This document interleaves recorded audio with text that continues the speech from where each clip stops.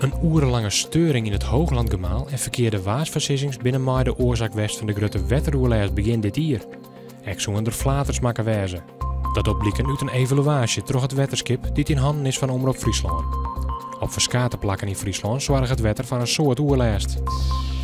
Bij de Frieske Zien op de Gediek hebben het tientallen werknemers van een kwart het werk deadline. Ze staken omdat ze het sociaal plan dat opgesteld is voor de komende reorganisatie te min vinden. 34 van de 124 werknemers zullen bij die reorganisatie haar baan kwijtraken.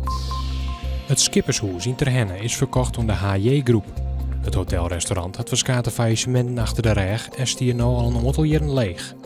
Wat de HJ Groep krijgt met het Schippershoes van doel is nog net bekend. Het dorpshuis van Driesem-Waterswaard kan voor eerst open blijven. Een oproep van nieuwe vrijwilligers had 74 nieuwe medewerkers opsmieten. De beheerder van het dorpshuis zit ziek thuis en door geldgebrek kan het alleen nog door vrijwilligers opvangen worden. Jong en vannacht een soort bewolking met kans op een bui. Het wordt vannacht een graad als 14, morgen meest bewolkt met middags en nou naar Rijn. De temperatuur laat op 19 graden.